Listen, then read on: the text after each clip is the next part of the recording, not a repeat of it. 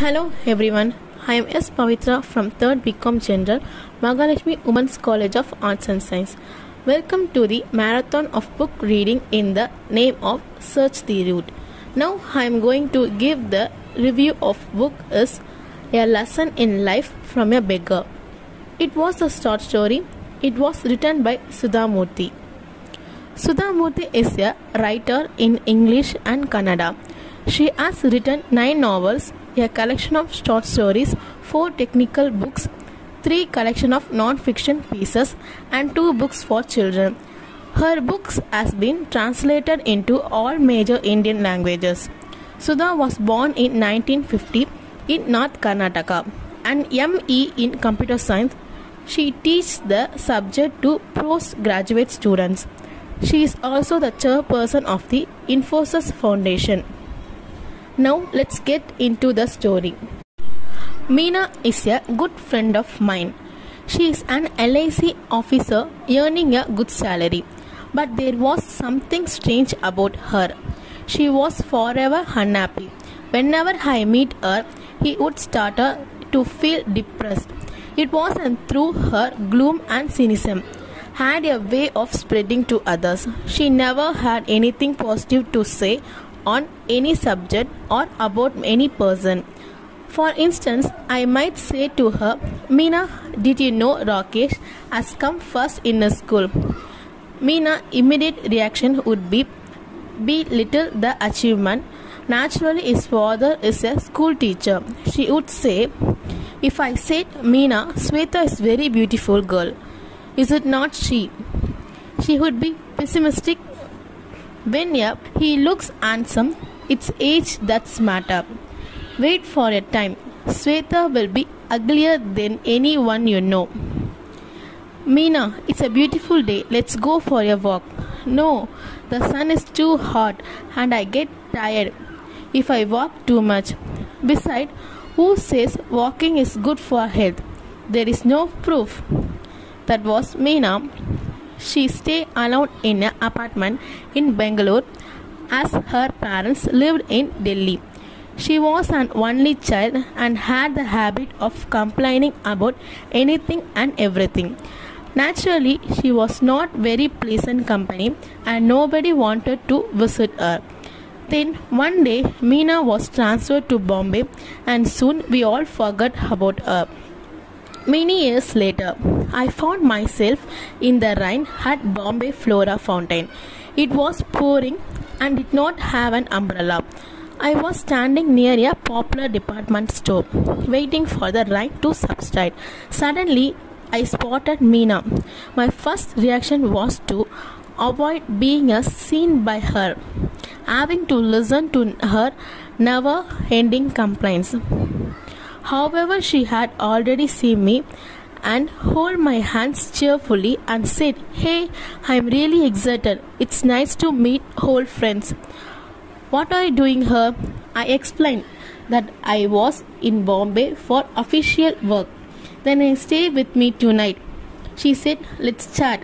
Do you know that old wine, old friends and memories are precious and rare? I could not believe it. Was this really Meena? I pinched myself hard to be sure that it was not a dream.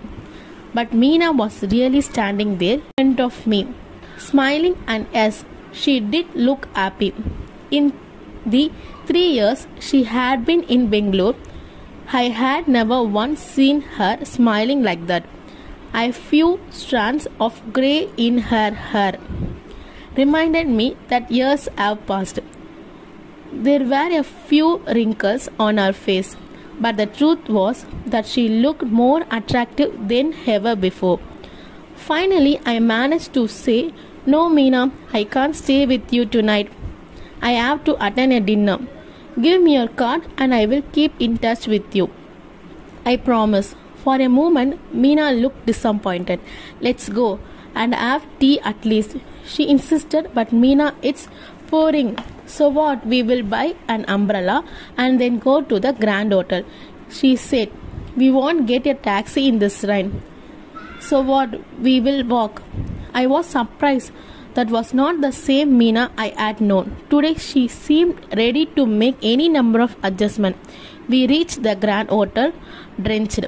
By then, the only thought in my mind was to find out who or what had brought about such a change in the pessimistic Meena that I had known. I was quite curious. Tell me, Meena, is there a Princess Charming who has managed to change you so? Meena was surprised by my question. No, there is not anyone like that, she said. She smiled and then said, a beggar changed my life. I was absolutely dumbfounded. And she could see, yes, a beggar, she repeated, as if to assure me. He was old and used to stay in front of my house with his 5-year-old granddaughter. I used to give my leftovers to his beggar every day. I never spoke to him, nor did he speak to me. One monsoon day, I looked out of my bedroom window and started caressing the rain. I don't know why I did that because I was not even getting wet. That day, I could not give the beggar daily quota of leftovers. They were hungry, I'm sure. However, what I saw from my window surprised me. The beggar and the young girl were playing on the road because there was no traffic. They were laughing, clapping, and screaming joyously, as if they were in paradise. Anger and rain did not matter. They were completely drenched by totally happy. I envied their zest for life. That scene forced me to look at my own life. I realized I had so many comforts, none of which they had, but they had the most important of all assets, one which I lacked. They know how to be happy with the life as it was. I felt ashamed of myself. I even started to make a list of what I had and what I did not have. I found I had more to be grateful for than most people could imagine. That day, I decided to change my attitude towards life, using the beggar as my role model. After a long pause, I asked Meena how long it had taken her to change. Once this realization dawned, she said, it took me almost 2 years to put the change into. As you know, I was chronic pessimist. Old habits die hard, but now nothing matters. I am always cheerful and happy. I find happiness in very small things, in every situation and every person. Did you give Guru Darshana to your Guru? I asked. No, unfortunately, by the time I stood understand things, he was dead. But I sponsored his granddaughter to a boarding school as a mark of respect to him. And that was the end of the story. This beautiful story tells us that we should be happy and grateful for the things which we already have. We should not complain for small things. There are many people who struggle to fulfill their basic needs. We should help these people, as we are all born to help each other and progressive together. I hope you have learned something through this story. Thank you.